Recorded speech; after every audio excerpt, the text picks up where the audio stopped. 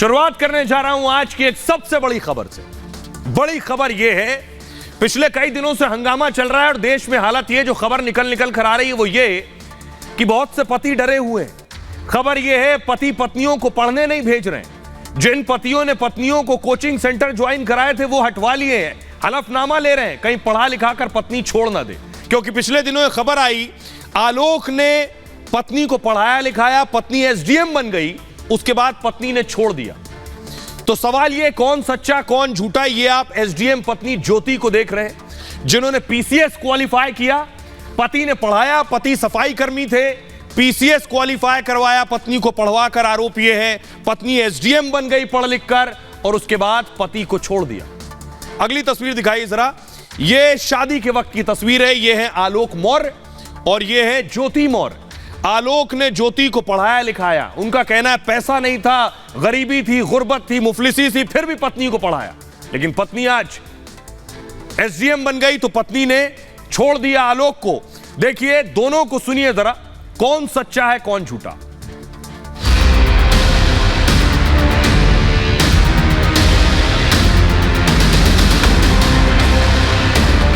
लगभग पूरा देश एक एसडीएम पत्नी ज्योति के अपने पति आलोक को छोड़ने पर बात कर रहा है। एसडीएम पत्नी ने पति को क्यों छोड़ा? क्या ज्योति और आलोक के बीच कोई तीसरा आ गया? क्या अब एसडीएम ज्योति की पद से छुट्टी हो जाएगी? आरोप लगा कि पति ने पत्नी को पढ़ाया लिखाया, एसडीएम बनवाया और पीसीएस बनने के बाद पत्नी ने पति से किनारा कर लिया। इन्होंने कहा मुझे पढ़ना है सर, मैं इनको पढ़ाने के लिए मैं इलाहाबाद लेके आया। ये मेहनत भी की सर और सक्सेस भी हुई। 2015 में ये सर एसडीएम पद पे चयन हुई, 16वीं रैंक इनकी आई। सर बहुत खुशी का माहौल हुआ कि हम एक छोटे पद पे रहते हुए अपनी पत्नी को इतना आगे ले गए। वो भी बहुत खुश थी, पूरा परिवार खुश था और सर बहुत अच्छा चल रहा था। लेकिन सर 2020 में ये मनीष दुबे जो जिला कमांडेंट होमगार्ड है उसकी एंट्री होती है हम दोनों पति पत्नी के बीच में। और सर घर इतनी तबाही पे पहुँच चुका है कि घर तो टूट ही रहा है, बच्चे तो दूर हो ही रहे हैं, पत्नी दूर हो ही रही है सर। यहाँ तक कि मैं मुकदमा भी मेरे ऊपर हो गया है और मेरी मौत की साजिश भी रची जा रही है। देखिए, श्री आलोक कुमार मौर्य के साथ मेरा व्यक्तिगत पारिवारिक विवाद चल रहा है और विवाह विच्छेद के लिए तलाक हेतु मेरे द्वारा उनके खिलाफ मुकदमा भी दायर किया गया है जो पारिवारिक न्यायालय में विचाराधीन है। पिछले कई दिनों से ज्योति और आलोक की पारिवारिक लड़ाई में कई ट्विस्ट आ चुके हैं। अब आरोप लग रहा है कि ज्योति के किसी बड़े अधिकारी से रिश्ते हैं जिसके चलते एसडीएम साहिबा ने आलोक को किनारे कर दिया। यानी पति पत्नी में तीसरे अफसर की एंट्री हो गई है।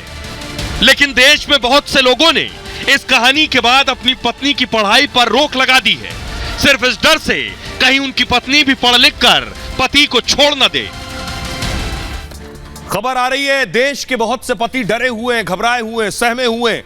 देखिए जरा, ज्योति और आलोक के बीच में हुआ क्या, ये पूरी कहानी मैं आपको बताने जा रहा हूं। ये देख रहे हैं, ये ज्योति आपको नजर आ रही है जो अब एसडीएम है और पीछे उनके पति आलोक खड़े हैं, अब साथ नहीं रह रही। आरोप यह है आलोक का कि 2010 में ज्योति की शादी आलोक मौर्य से हुई।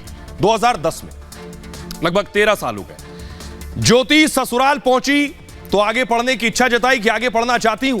इस पर आलोक मौर्य ने आगे पढ़ाई पर सहमति जताती, ठीक है पढ़िए। आलोक मौर्य ने पत्नी ज्योति की पढ़ाई में मदद भी की। उनका कहना है, आलोक का कहना है, लोगों से उधार लेकर पढ़ाई करवाई पत्नी की। आलोक मौर्य ने ज्योति को यूपीएससी की कोचिंग कराई। प्रयागराज में ही ज्योति मौर्य ने यूपीएससी की तैयारी की। साल 2015 में ज्योति मौर्य का पीसीएस में सिलेक्शन हो गया और परीक्षा में ज्योति मौर्य की 16वीं रैंक आई थी, पीसीएस में 16th रैंक। उस दौरान ज्योति ने सफलता का श्रेय अपने ससुर, अपने पति को दिया।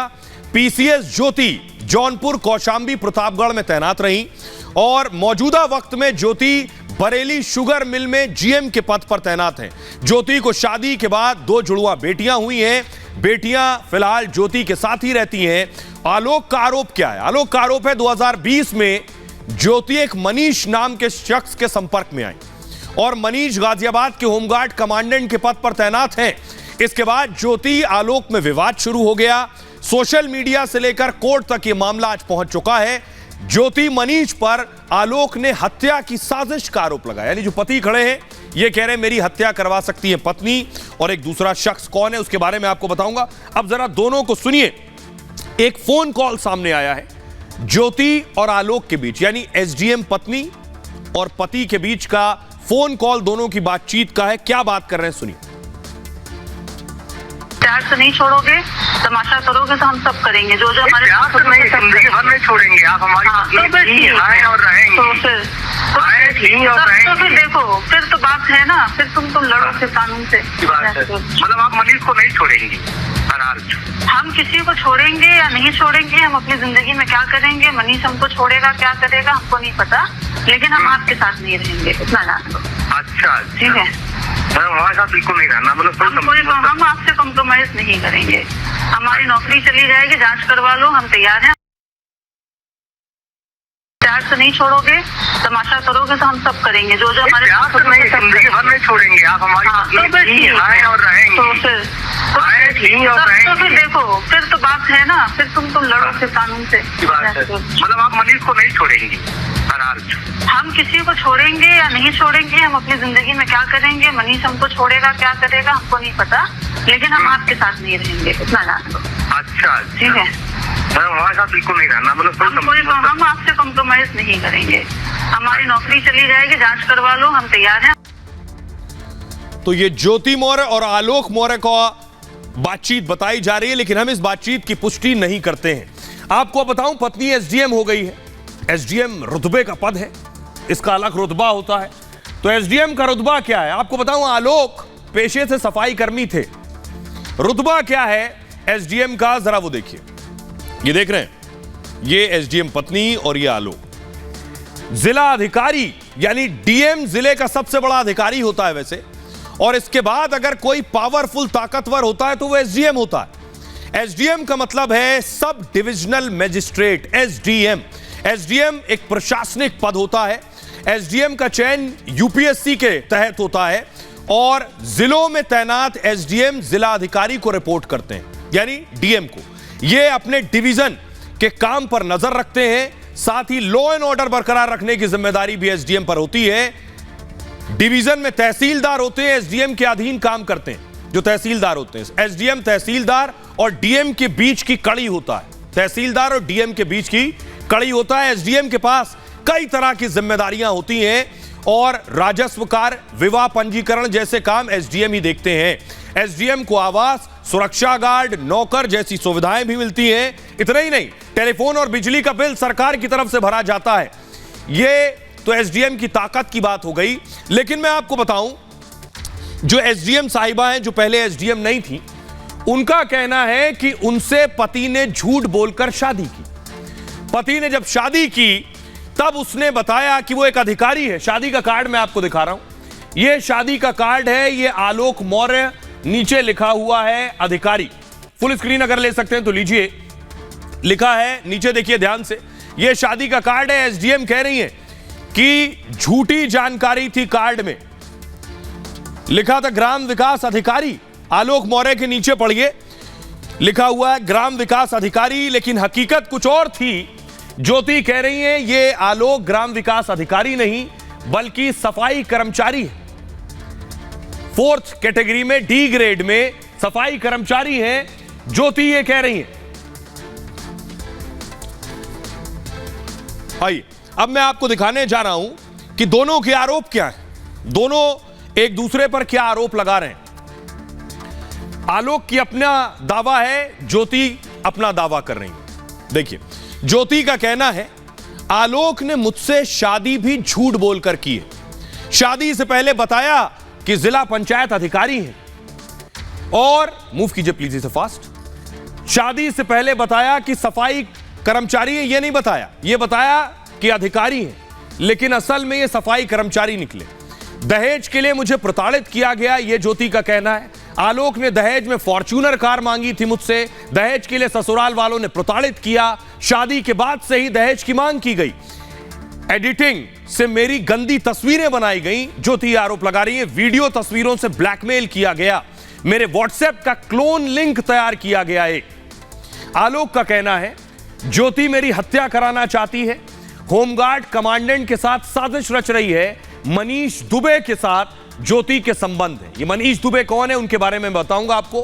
होमगार्ड कमांडेंट से ज्योति का अफेयर है। एसडीएम ज्योति एसडीएम बनी, उसके बाद मुझे छोड़ दिया, कर्ज लेकर ज्योति की पढ़ाई कराई मैंने, मेरी जान को ज्योति मनीष से खतरा है। अब सुनिए, एक वीडियो सामने आया, ज्योति से बात करने का वीडियो है। एसडीएम ज्योति से बात कर रहा है एक शख्स, ज्योति का व्यवहार उसमें नजर आ रहा है, जरा सुनिए। मेरे माँ बाप के पास अपना बहुत है, जमींदार लोग हैं, तेरे माँ बाप की तरह झाड़ू लगा लगा के ऊपर नहीं चढ़े हैं, पैसे खा खा के, दुनिया का खा खा के, ठेले वालों तक को भी नहीं छोड़ता तेरा बाप। अच्छा जी, ठीक है, जमींदार खानदानी लोग हैं मेरे घर वाले, तेरे माँ बाप की तरह। अच्छी बात है, कोई बात नहीं, बोल जितना बोलना है। हाँ मैं क्यों आई? पता नहीं था ना, तो अपने बाप के बोलती फिर गंद बकेगा और तेरी माँ गंद बकेगी तो गंद सुनोगे भी। आइए, अब मैं आपको बताने जा रहा हूं कि आखिर ज्योति और आलोक कहां से ताल्लुक रखते हैं। दोनों बहुत गरीब परिवार से आते हैं। आलोक का कहना है मैंने बहुत मुश्किल से, मेहनत से पढ़ाया लिखाया है। ज्योति मौर्य के बारे में आपको बताऊं, ज्योति मौर्य बनारस की रहने वाली है, काशी की। पिताजी चक्की की दुकान हुआ करती थी। ज्योति के पिता अध्यापक भी रह चुके हैं। बचपन से ही ज्योति को पढ़ने का शौक था, लेकिन पिता ने ग्रेजुएशन में ही शादी कर दी। ससुराल में ही रहकर ज्योति एसडीएम बनी। बरेली शुगर मिल में इस समय जीएम के पद पर हैं। इससे पहले कई जिलों में ज्योति तैनात रही हैं। आलोक के बारे में बताया जाता है, आलोक प्रयागराज के रहने वाले हैं, वहीं पढ़ाई लिखाई की, ग्रेजुएशन भी प्रयागराज में ही रहकर की। परीक्षाओं को लेकर भी आलोक ने तैयारी की है। पहली नौकरी आलोक की बतौर सफाई कर्मचारी लगी। इसी दौरान आलोक की पुलिस विभाग में भी नौकरी लगी, लेकिन किसी कारण आलोक उस नौकरी को ज्वाइन नहीं कर सके। फिलहाल आलोक प्रतापगढ़ में सफाई कर्मचारी हैं और पंचायत राज विभाग में सफाई कर्मचारी हैं आलोक मौर्य। अब मैं आपको बताता हूं कि दोनों ने एक दूसरे के खिलाफ शिकायत दर्ज कराई है। एसडीएम साहिबा ने भी और आलोक ने भी। दोनों की कंप्लेंट क्या है और क्या शिकायत के बाद ज्योति की नौकरी पर खतरा है। ज्योति मौर्य ने शिकायत दर्ज कराई है, दहेज प्रताड़ना का केस दर्ज करा दिया है। पति आलोक मौर्य को आरोपी बनाया है और मुफ्त कीजिए से आलोक के 2 भाई और भाभी को भी आरोपी बनाया गया है। ज्योति ने पुलिस के सामने बयान दर्ज कराया है। आरोपियों के भी बयान पुलिस ने दर्ज कर लिए हैं। जांच अधिकारी ने ज्योति से सबूत पेश करने को कहा है। आलोक ने भी थाने में शिकायत दी है। दूसरी तरफ आलोक ने भी पुलिस से शिकायत कर दी है। ज्योति मौर्य से अपनी जान को खतरा बताया है। ज्योति मनीष पर हत्या की साजिश का आरोप लगाया है। इस मामले में आलोक ने मुख्यमंत्री योगी आदित्यनाथ से भी शिकायत दर्ज करा दी है। लेकिन इस लड़ाई के बीच, ज्योति और आलोक के बीच, जैसा कि मैंने आपको बताया, इस तरह की भी खबरें आई। बहुत से पति डरे हुए हैं, पत्नियों को पढ़ने नहीं भेज रहे हैं। जो पढ़ा रहे थे उन्होंने पढ़ाई छुड़वा दी है। लोक गायिका नेहा राठौर ऐसी स्थिति में ज्योति के साथ आकर खड़ी हुई हैं। अपने शब्दों में क्या बयान कर रही, सुनिए। आ रही है, जिस तरीके से लोगों की कुंठा जाहिर हुई है, भाई वो तो कमाल है। जबकि ऐसे दसियों उदाहरण हैं जिसमें पुरुष जो है सफल होने के बाद अपनी पत्नी को छोड़ करके दूसरी शादी कर लेता है, या फिर कई प्रेमिकाओं के घर से दहेज मांग करके संबंध खत्म कर लेते हैं। कुछ तो पुरुष ऐसे होते हैं, कुछ लोग तो ऐसे होते हैं, मैं पुरुषों की, मर्दों की बात कर रही हूँ, जो खुलेआम समाज में खुलेआम बाहर जाकर के अफेयर चलाते हैं, पर उनकी कोई चर्चा नहीं करता है। चर्चा महिलाओं और लड़कियों की होती है कि भाई देखो एसडीएम बना दिया, कर ली ना दूसरे से अफेयर, और ये सारी चीजें। सफल होती महिलाओं और लड़कियों से डरा हुआ ये जो समाज है, वो अपनी कुंठा जाहिर करने में जुटा हुआ है। क्या अब ज्योति की नौकरी चली जाएगी? क्योंकि आलोक ने बाकायदा योगी आदित्यनाथ को शिकायत कर दी है। क्या ये जो आरोप लग रहे हैं इसके बाद ज्योति बर्खास्त हो जाएंगी नौकरी से? आइए मैं आपको बताता हूं क्या एक्शन होने जा रहा है, पुलिस क्या कर सकती है। ये ज्योति को आप देख रहे हैं। आलोक मौर्य ने पत्नी ज्योति मौर्य पर आरोप लगाए। होमगार्ड विभाग में कमांडेंट से अवैध संबंध के आरोप पति ने लगाए हैं। आरोपों पर डीजी होमगार्ड ने बाकायदा जांच बिठा दी है। एसडीएम ज्योति को बयान देने के लिए नोटिस जारी हुआ है। ज्योति मौर्य ने अब तक नोटिस का जवाब नहीं दिया है। ज्योति ने कहा है मामला कोर्ट में है, वहीं बयान दूंगी। ज्योति मौर्य ने सस्पेंड होने की खबरों को भी खारिज कर दिया है। होमगार्ड विभाग में कमांडेंट मनीष पर भी एक्शन संभव है। मनीष दुबे गाजियाबाद में होमगार्ड में कमांडेंट के पद पर तैनात हैं। आलोक मौर्य की माने तो मनीष की पत्नी ने भी आरोप लगाए हैं। मनीष दुबे पर परिवार उजाड़ने का आरोप है। मनीष दुबे के तथाकथित चैट भी वायरल हैं। आइए पहली बार कैमरे पर आप देखने जा रहे हैं मनीष दुबे को, जो ज्योति और आलोक के बीच में आए हैं। बताया जा रहा है जो रिश्ते के बीच में आए। मनीष को देखिए और सुनिए क्या कह रहे हैं। जबरदस्ती नहीं, प्लीज प्लीज, जबरदस्ती नहीं। क्या कर रहे हैं? जबरदस्ती नहीं, जबरदस्ती नहीं, जबरदस्ती नहीं, जबरदस्ती नहीं, प्लीज।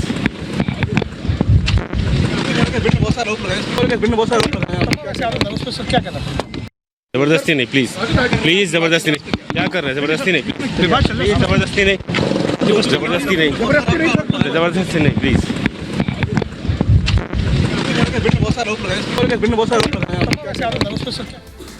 आगे आपको दिखाऊंगा मैं कितने पतियों ने अपनी पत्नियों से एफिडेविट लिखवा लिए कि पढ़ाई तो करवा रहा हूं लेकिन छोड़ना मत। लेकिन ज्योति और आलोक पर लोग सोशल मीडिया पर क्या लिख रहे हैं वो देखिए जरा। अनामिका अंबर जो कि गायक हैं वो क्या लिख रही हैं, अगर एक पत्नी चोरी करती है तो ऐसा नहीं है कि सभी पत्नियां चोरी करेंगी। सच सामने आएगा, घर घर की कहानी अलग होती है। महिलाओं को संस्कृति के हिसाब से रहना चाहिए। व्यक्तिगत मामला व्यक्तिगत रूप से ही सुलझना चाहिए। नेहा राठौर का कहना है जिस तरह से ज्योति मौर्य की चर्चाएं हो रही हैं, इस तरह से मनीष दुबे की चर्चाएं होनी चाहिए। लड़कियां ही हर समय चर्चाओं की पात्र क्यों बनती हैं? अगर ज्योति मौर्य शादीशुदा है तो मनीष भी शादीशुदा है। रामू मौर्य ने लिखा, एसडीएम साहिबा ने उन पतियों को निराश कर दिया जो अपनी योग्य पत्नियों को आगे बढ़ाना चाहते थे। शायद एक ज्योति तो एसडीएम बन गई लेकिन कई लड़कियों से उनका हक छीन लिया। अरविंद सिंह ने लिखा, दो महिलाएं सोशल मीडिया पर ट्रेंड कर रही हैं। एक ज्योति मौर्य ने पति को बनने के बाद छोड़ दिया, एसडीएम बनने के बाद। दूसरी महिला है निशा बांगरे ने पति के लिए एसडीएम की नौकरी छोड़ दी। अब आप बताओ, क्या किसी एक महिला की वजह से सारी महिलाओं को कसूरवार मान सकते हैं आप? मेहताब अली ने लिखा है, उत्तर प्रदेश में ज्योति विवाद के देश भर के पतियों में दहशत है। बिहार के बक्सर में पति ने पत्नी की पढ़ाई रुकवा दी है। बोला दूसरी ज्योति मौर्य बनने की जरूरत नहीं है। ज्योति और आलोक की घटना से पतियों का मनोबल टूट गया है। आइए अब मैं आपको दिखाने जा रहा हूं, एक एफिडेविट वायरल है। बताया जा रहा है एक पति ने अपनी पत्नी से एफिडेविट लिखवाया। ये देख रहे हैं आप, ये एफिडेविट है। फुल स्क्रीन लीजिए जरा। पति डरे हुए एफिडेविट लिखवाया। देखिए 500 रुपए के स्टाम्प पर ये एफिडेविट लिखवाया गया है। क्या लिखा है इस एफिडेविट में? देखिए लिखा है, मैं अंजलि मीना अपने पति श्री दिनेश जी मीना और अन्य समस्त प्रमुख अधिकारियों के सामने ये वचन लेती हूं कि मेरे पति श्री दिनेश जी मीना मेरे को अपने घर से दूर जयपुर में मेरी आरएएस की पढ़ाई करवा रहे हैं।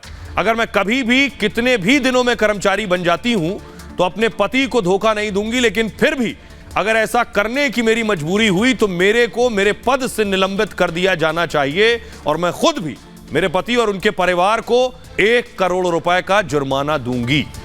ये एक तस्वीर है। तो ये जो तस्वीर है, एक और तस्वीर सामने आ रही है। ये बताया जा रहा है पति पत्नी, ये जो लड़ाई हो रही पुलिस थाने में आप देख रहे हैं, पत्नी को पति पढ़ा रहा था, कोचिंग पढ़ने जा रही थी। ये ज्योति की खबर आने के बाद पति ने पत्नी की कोचिंग छुड़वा दी है। तो इसके जो साइड इफेक्ट है ये मैं आपको बताने जा रहा हूं। इस खबर के बाद कितनी दहशत बढ़ गई है, लेकिन सच क्या है, कौन गलत है, इस पर हम आगे बात करेंगे। ज्योति, ये आप देख रहे हैं, ज्योति कांड के बाद पूरे देश में चर्चा है इसकी। सोशल मीडिया पर एफिडेविट भी वायरल है जो मैंने आपको दिखाया। 500 रुपए के स्टाम्प पर ये एफिडेविट वायरल है। कहा जा रहा है पति ने पत्नी से एफिडेविट लिखवाया है और स्टाम्प में महिला की तरफ से दावा किया गया। दावा यह है कि अगर वो आईएएस अफसर बन गई, आरएएस अफसर, तो अपने पति को छोड़ेगी नहीं। अगर ऐसा करने की उसकी कोई मजबूरी बन भी जाए तो इसके लिए उसे सस्पेंड कर दिया जाए और बाद में 1 करोड़ रुपए जुर्माना भी देगी। हालांकि पुष्टि नहीं है स्टाम्प सही है या फिर फर्जी है, लेकिन सोशल मीडिया पर चल रही है। एक और खबर, बिहार के बक्सर में ज्योति कांड का एक और साइड इफेक्ट दिखाई दिया। बिहार में पति ने पत्नी की पढ़ाई अचानक बंद करवा दी। पति ने कहा आर्थिक स्थिति खराब हो गई है, पढ़ा नहीं सकते। इस मामले में पत्नी खुशबू देवी पुलिस थाने पहुंच गई। थाने में पत्नी खुशबू ने पति पिंटू के खिलाफ शिकायत दर्ज करा दी है। खुशबू के पति एक पेट्रोल पंप पर मैनेजर का काम करते हैं और शिकायत के बाद पुलिस ने पिंटू को थाने बुला लिया है। पुलिस ने दोनों को समझाकर थाने से घर भेज दिया है। आइए अब जरा पिंटू की बाइट सुनिए, पिंटू को सुनिए क्या कह रहे हैं वो। क्या बोल रहे थे? वो बोल रहे हैं कि हम इसमें अब सक्षम नहीं हैं, हम भी नहीं पढ़ाएं। अगर पढ़ाएं अकल का यही घटना हो जाए तो देखिए हर कोई एक जैसा तो नहीं है, हर कोई एक जैसा नहीं है। हम नहीं मतलब ऐसा करेंगे, लेकिन कह रहे हैं कि नहीं आगे का मन मती कौन जानता है कि कब क्या होगा।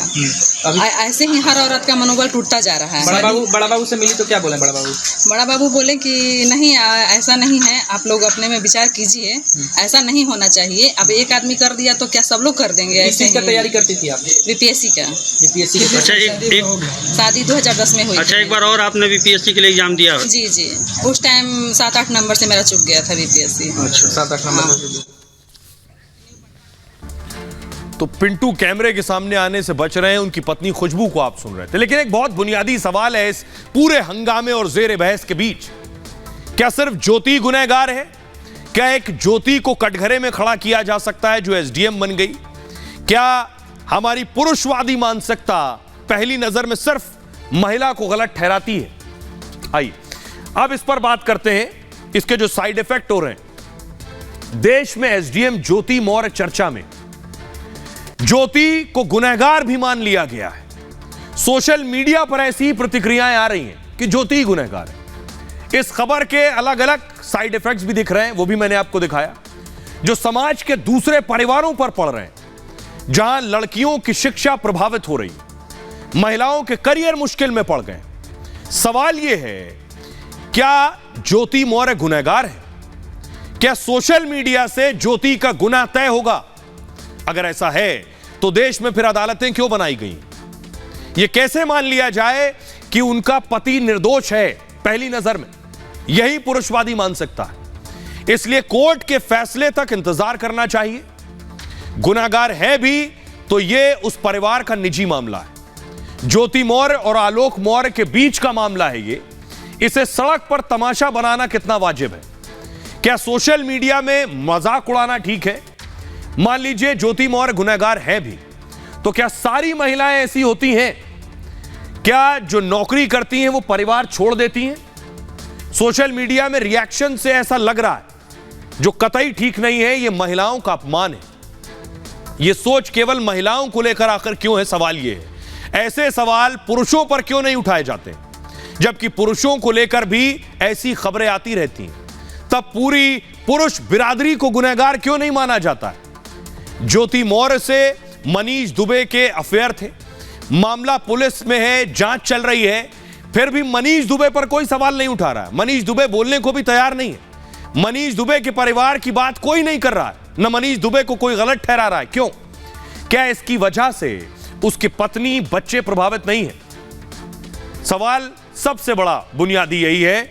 इसलिए हम सवाल यही कर रहे हैं कि ज्योति मौर्य को एक नजर में गुनहगार ठहरा देना और उसकी वजह से सब पर सवाल उठाना यह सरासर गलत है। देश के लोग क्या कह रहे हैं सुनिए। समाज में ऐसे केस तो होते रहते हैं, मतलब कि 10,000 केस में एक केस इस तरह का होता ही है। तो एक केस से ऐसा नहीं सोचना चाहिए कि बीवियों को पढ़ाना नहीं चाहिए। पढ़ाना चाहिए, सबको पूरा हक है पढ़ाई का। नहीं, हमारे पति तो पढ़ाने के लिए सोचते, मगर नहीं, हम नहीं डरे। मेरे पति बहुत अच्छे हैं। हाँ, पढ़ाना चाहिए, पर उनकी सोच थी, पता नहीं कैसे उन्होंने अपने हस्बैंड को छोड़ दिया, वो उनकी प्रॉब्लम है। पर ऐसा बाकियों में नहीं है, सब लड़कियां ऐसी नहीं हैं भैया।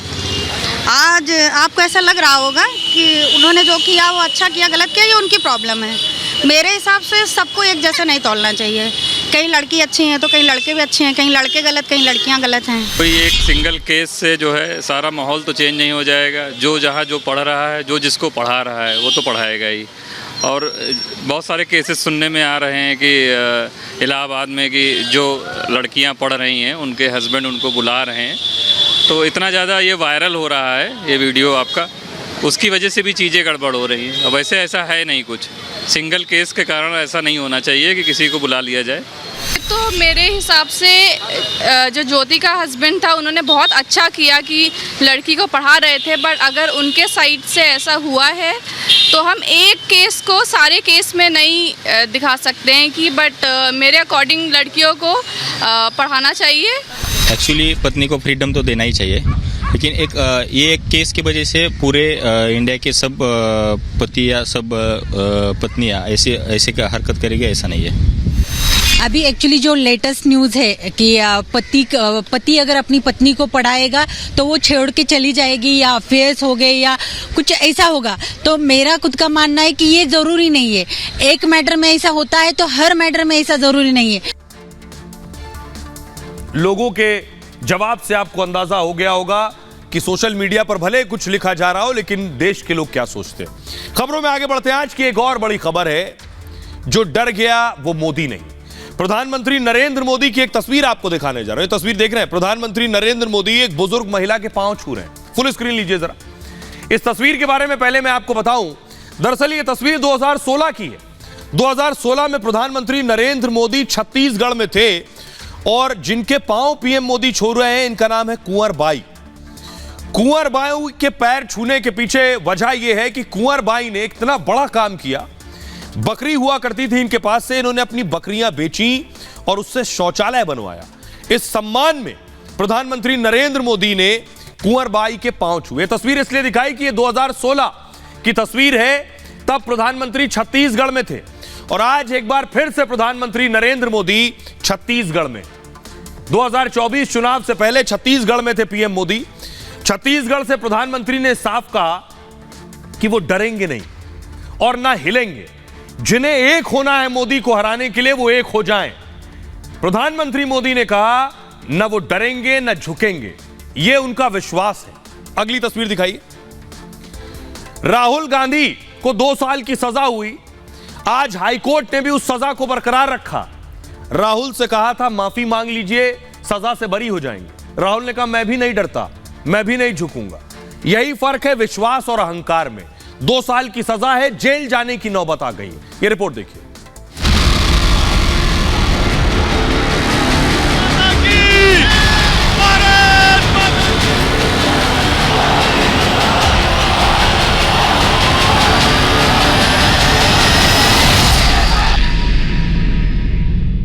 जो डर जाए वो मोदी नहीं हो सकता, जो डर जाए वो मोदी नहीं हो सकता। राहुल गांधी सोचता है मेरा नाम सावरकर नहीं है, मेरा नाम गांधी है। गांधी किसी से माफी नहीं मांगता। देश की 2 शख्सियत, एक देश का प्रधानमंत्री, दुनिया की सबसे बड़ी पार्टी का सबसे बड़ा नेता, दुनिया में सबसे ज्यादा लोकप्रिय।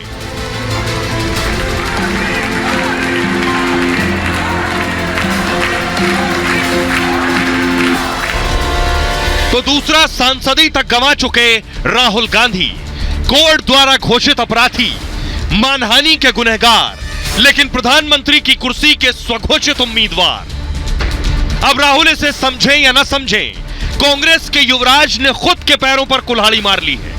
कांग्रेस को भी मुश्किल में डाल दिया है, जो खुद को देश के कानून से ऊपर समझते हैं, जो समाज के किसी वर्ग का अपमान करने में भी अपनी शान समझते हैं।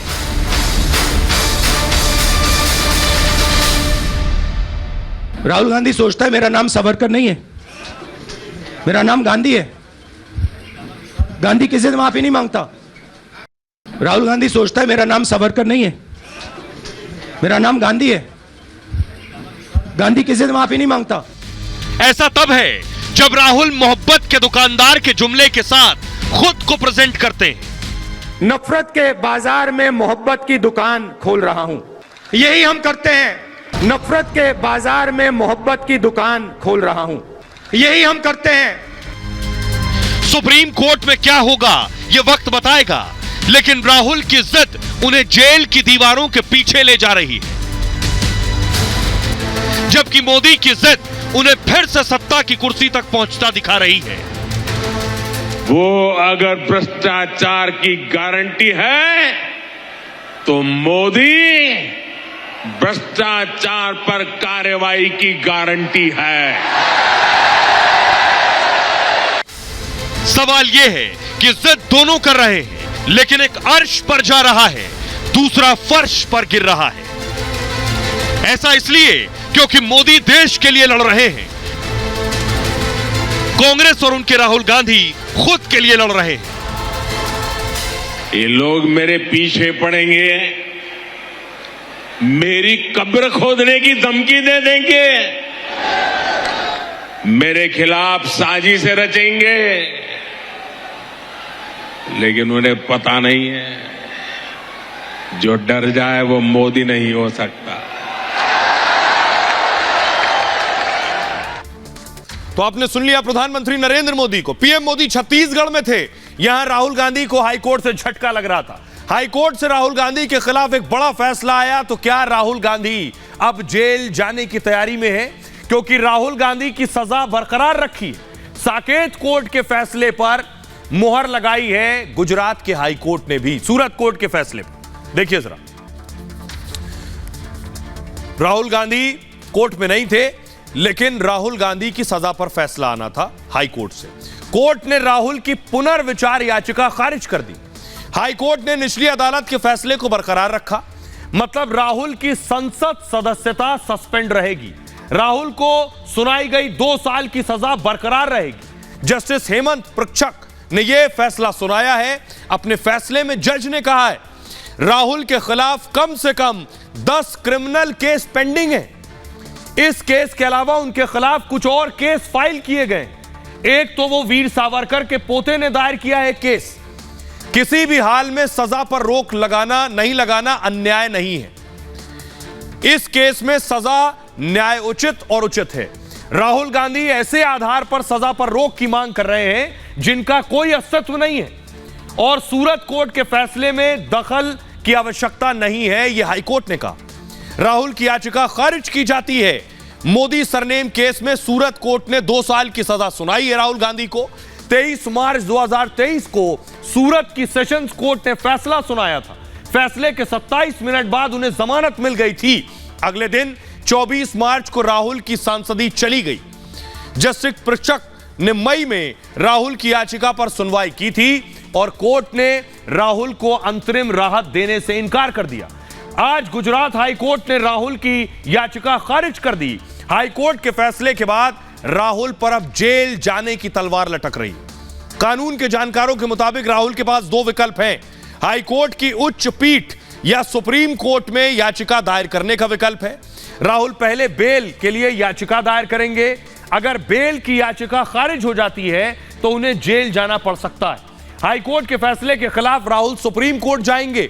फैसले के बाद कांग्रेस नेता अभिषेक मनु सिंघवी ने इसका ऐलान किया कि अगर सुप्रीम कोर्ट से भी राहुल को राहत नहीं मिलती है तो 2024 लोकसभा चुनाव राहुल गांधी नहीं लड़ सकेंगे। राहुल फिर 8 साल तक कोई चुनाव नहीं लड़ पाएंगे। आइए सुनिए जरा, आपको सुनवाने जा रहा हूं 2 वरिष्ठ वकील, एक कांग्रेस नेता अभिषेक मनु सिंघवी क्या कुछ कह रहे हैं, बीजेपी नेता और पूर्व कानून मंत्री रविशंकर प्रसाद क्या कह रहे हैं। दोनों को सुनिए। मैं समझता हूं निराशाजनक जरूर है, लेकिन अप्रत्याशित नहीं है, अनएक्सपेक्टेड नहीं है। ये उस अखाड़े की बात है जो स्वतंत्र अभिव्यक्ति का अखाड़ा है। ये कंट्रोल फ्रीक सरकार का उद्देश्य है। उस अखाड़े पे किस प्रकार से रोकथाम हो, गला घोटा जाए और उस पर बार बार प्रहार किया जाए, ये मूल मुद्दा है। मैं समझता हूं उच्चतम न्यायालय के भी ऊपर जो कोर्ट होता है वो है जनता का कोर्ट, और हमारा मानना है कि उस जनता के कोर्ट में ये जो लघु कुटीर और लघु कुटीर जो एक उद्योग बना दिया गया है बीजेपी की कार्यकर्ताओं द्वारा, कॉटेज इंडस्ट्री, आरोप और प्रत्यारोप का, जिससे कि स्वतंत्र बोलना और विचार रखना रुक जाए, ये हम जनता के सामने भी दिखा रहे हैं, बता रहे हैं। अपमानित करना, बेइज्जत करना, एब्यूज करना राहुल गांधी की फितरत है। गुजरात हाईकोर्ट में अभी उनकी कोशिश यही थी कि हमारा जो कन्विक्शन हुआ है उसको स्टे किया जाए। ट्रायल कोर्ट के फैसले के खिलाफ मेरिट पर उनका मामला सेशन कोर्ट में पेंडिंग है, और आज गुजरात हाईकोर्ट ने बड़ा ही विस्तृत ऑर्डर दिया है और उन्होंने उनके इस प्रेयर को रिजेक्ट कर दिया है। आइए अब मैं आपको बताने जा रहा हूं राहुल गांधी क्या जेल जाएंगे? राहुल गांधी पर एक आध केस नहीं, कोर्ट को आपने सुना, जज ने खुद कहा हाईकोर्ट के राहुल गांधी पर 10 मुकदमे चल रहे हैं। मतलब राहुल गांधी पर जो मुकदमे चल रहे हैं ये कोई पहली बार नहीं चल रहा है। देख रहे हैं आप, यह लंबी चौड़ी कतार लगी हुई है, एक केस नहीं है, ढेरों केस हैं। सिर्फ मैं आपको 5 बताने जा रहा हूं। पहला केस देखिए जरा, राहुल पर मानहानि के कई केस चल रहे हैं और 2014 में राहुल ने संघ पर महात्मा गांधी की हत्या का आरोप लगाया था। इस मामले में महाराष्ट्र के भिवंडी कोर्ट में केस चल रहा है राहुल पर। आईपीसी की धारा 499 और 500 के तहत मामला दर्ज कराया गया था। दूसरा केस देखिए, असम के गुवाहाटी में भी राहुल पर केस चल रहा है। असम में के वैष्णव मठ बरपेटा संतरा में एंट्री नहीं देने का मामला है। राहुल ने आरोप लगाया था कि संघ के सदस्यों ने प्रवेश नहीं करने दिया। शिकायतकर्ता ने संघ की छवि को नुकसान पहुंचाने की शिकायत की और धारा 499 और 500 के तहत मानहानि का केस राहुल पर एक और है। तीसरा केस देखिए, मोदी सरनेम वाले बयान पर सिर्फ गुजरात नहीं, रांची में भी केस चल रहा है। आईपीसी की धारा 499 और 500 के तहत यहां भी केस दर्ज कराया गया। रांची की sub divisional judicial magistrate court में केस है ये। चौथा केस देखिए, मोदी सरनेम मामले में सुशील मोदी ने भी मानहानि का केस किया है। पटना हाई कोर्ट ने एमएलए एमपी कोर्ट की सुनवाई पर रोक लगा दी है। फिलहाल मामले में अगली सुनवाई 12 जनवरी 2024 को होगी। और अब देखिए 5वां मामला, ये सिर्फ 5 बता रहा हूं, ऐसे 10 मामले। राहुल पर महाराष्ट्र में एक और मानहानि का केस चल रहा है और गौरी लंकेश की हत्या को बीजेपी और संघ की विचारधारा से जोड़ा था। यह मामला मझगांव स्थित शिवड़ी कोर्ट में चल रहा है। आईपीसी की धारा 499 और 500 के तहत यह भी मानहानि का केस है। तो ढेर भर केस है राहुल गांधी के ऊपर। इसीलिए हाईकोर्ट ने कहा कि राहुल गांधी एक सीरियस ऑफेंडर है। राहुल गांधी इस तरह के बयान देते रहते हैं, इस तरह के आरोप उन पर लगते रहे और केसेस चल रहे हैं, इसलिए उनकी सजा पर रोक नहीं लगाई जाएगी। सुनिए जरा सियासतदान क्या कह रहे हैं। श्रीमान राहुल गांधी ने सभी चोरों का उपनाम मोदी क्यों, ऐसी कई अपमानजनक बात हमारे समाज में की थी। 2023 में 2 साल की सजा श्रीमान राहुल गांधी जी को हुई।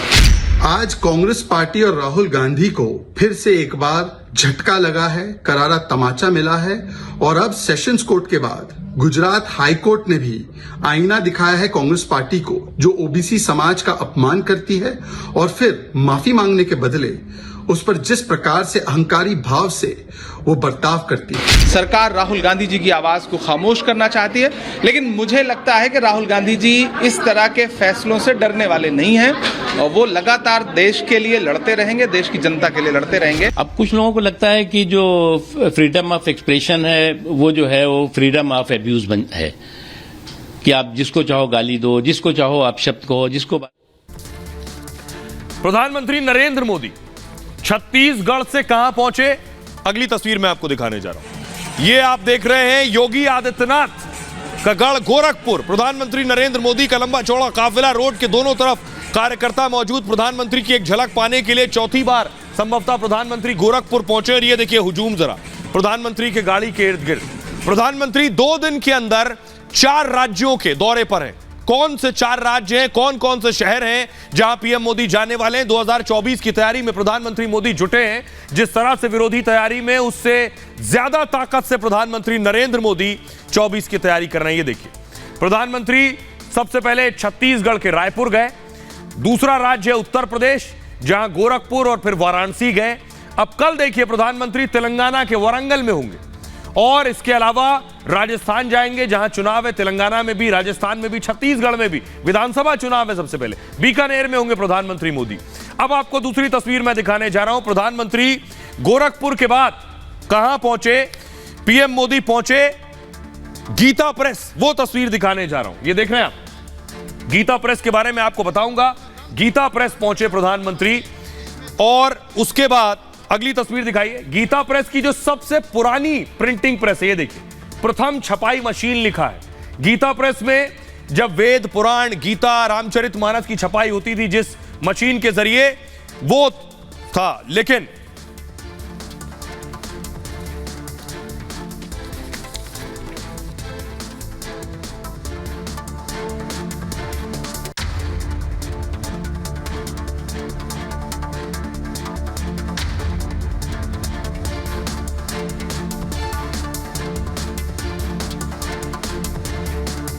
रहे हैं। अब मैं आपको दिखाने जा रहा हूं कि प्रधानमंत्री का यहां जाना कांग्रेस के लिए कितना बड़ा झटका है। कांग्रेस दरअसल गीता प्रेस पे सवाल उठा रही थी, ये जाने बिना सवाल उठा रही थी कि गीता प्रेस से लोगों का कितना जुड़ाव है। देश के लोग जिनके घर धार्मिक ग्रंथ हैं वो सब सीधे इससे जुड़े हुए हैं। ये देख रहे हैं प्रधानमंत्री नरेंद्र मोदी को आप देख पा रहे हैं। कांग्रेस ने कहा था गीता प्रेस को लेकर पुरस्कार देने पर कांग्रेस को आपत्ति थी। कांग्रेस नेता जयराम रमेश ने इसे मजाक करार दिया था। गीता प्रेस की तुलना गोडसे और सावरकर से कर दी थी। यह सावरकर और गोडसे को पुरस्कार देने जैसा है। अब बीजेपी ने क्या किया था, दरअसल गीता प्रेस को गांधी शांति पुरस्कार देने का ऐलान किया। केंद्र सरकार के संस्कृति मंत्रालय ने इसकी घोषणा की। गीता प्रेस को साल 2021 के लिए सम्मान मिलेगा। पीएम मोदी की अध्यक्षता वाली जूरी इसने तय किया है। सामाजिक परिवर्तन के लिए पुरस्कार दिया जाएगा गीता प्रेस को। गीता प्रेस ने 100 साल का सफर पूरा किया है। शताब्दी वर्ष समारोह के समापन कार्यक्रम में पहुंचे पीएम मोदी, जो आप तस्वीर देख रहे हैं।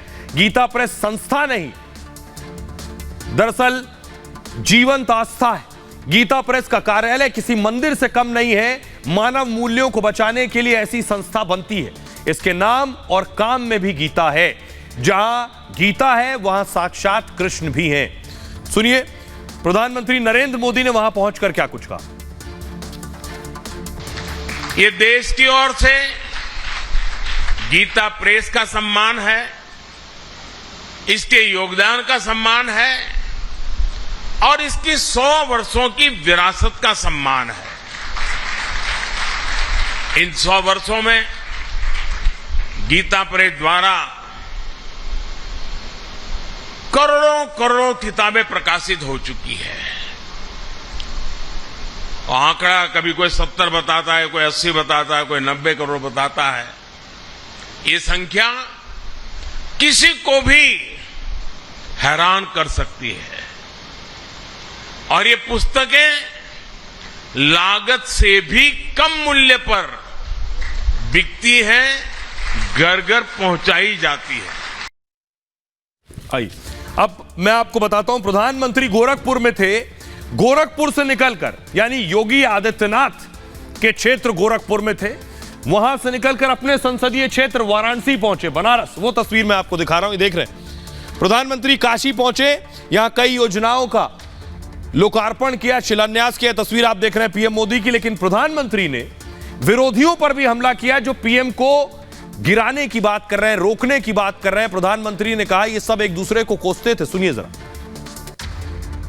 जिनके दामन पर दागदार है वे आज एक साथ आने की कोशिश कर रहे हैं। जो एक दूसरे को पानी पी पी कर कोसते थे, वे आज साथ आने के बहाने खोजने लगे हैं। उनको लगता है कि ऐसा करने से वे मोदी को डरा पाएंगे, मोदी को डिगा पाएंगे। अब देखिए जरा, अब आपको दिखाने जा रहा हूं मैं कि कैसे प्रधानमंत्री मोदी जो हमला कर रहे थे, उनका कहना है कि मुझे हराने के लिए जो जो साथ आ गए उन्होंने एक पीडीए बना लिया। तो लड़ाई मैंने आपको पिछले दिनों बताया था, एनडीए बनाम पीडीए होगी। ये आप देख रहे हैं, एक तरफ एनडीए नजर आ रहा है आपको और दूसरी तरफ पीडीए। अब दोनों में मुकाबला है।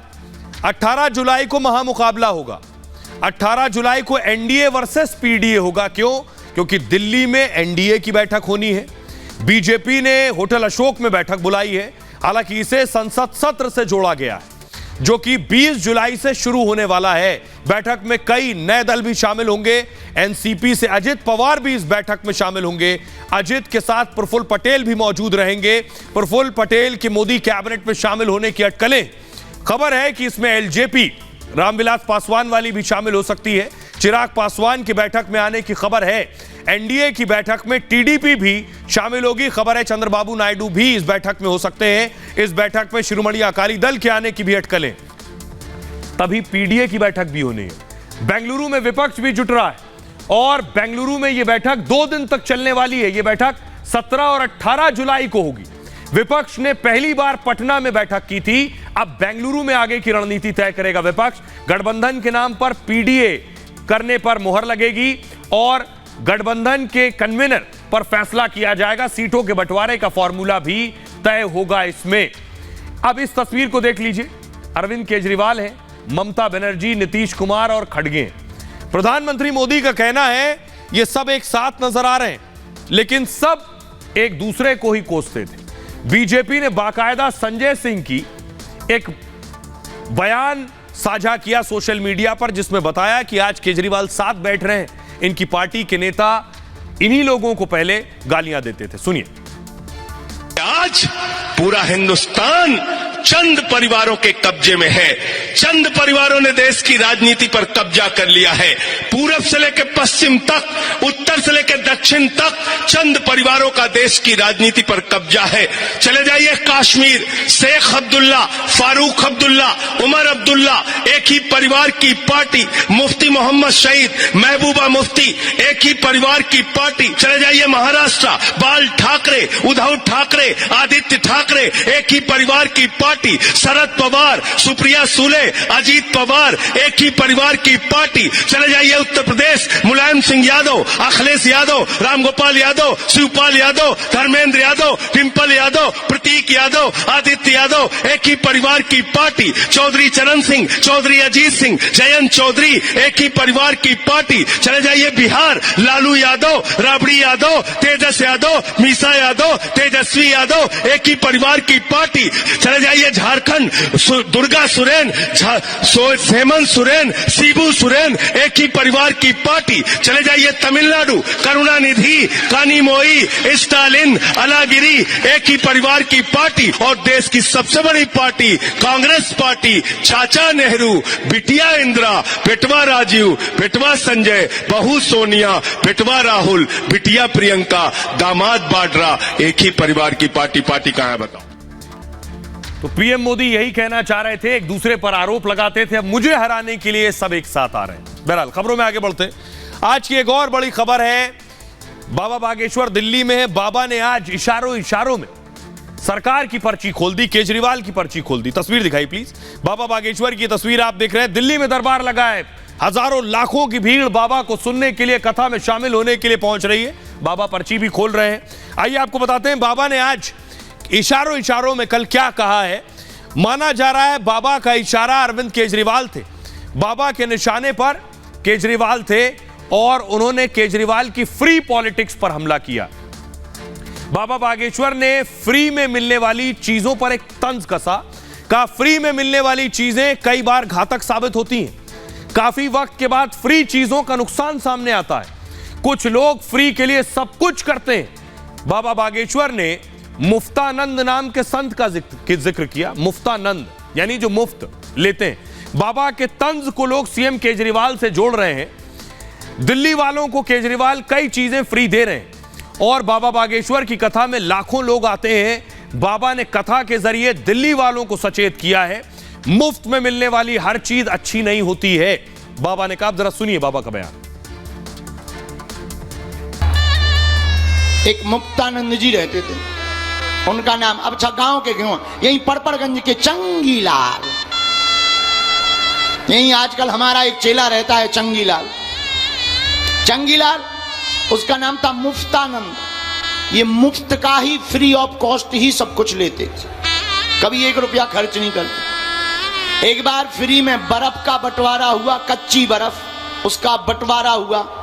इन्होंने 3 रुपया की बर्फ लूटने के चक्कर में 600 का कुर्ता, 40 रुपया की बनियान फड़वाली पर बर्फ 3 रुपया की सबसे ज्यादा लेकर आए। जब घर पर लौट कर आए, पत्नी ने कहा, इनकी पत्नी का नाम था मुन्नी बाई। मुन्नी बाई बोली, कहो सैया कहां से आए हो? अरे बोले, देखो लात खाई, घूसा खाए, कपड़ा फटे, पर फ्री की 3 रुपया की बर्फ हम सबसे ज्यादा लेकर आए। पत्नी बोली, जय हो तुम्हारी। इस 3 की बर्फ के चक्कर में ये जो 620 का नुकसान हुआ, 40 का, इसका क्या? तो अब इनकी बातें सुनना। बोली, पागल है, तुझे कुर्ता फटा दिख रहा, बर्फ नहीं दिख रही फ्री की। सिर्फ 30 सेकंड के लिए रुक रहे हैं।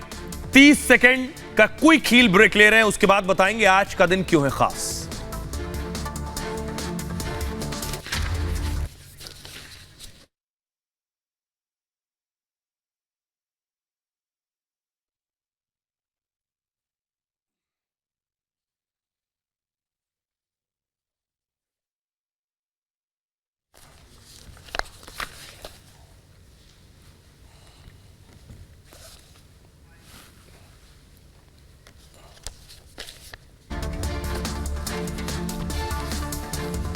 वजह आज है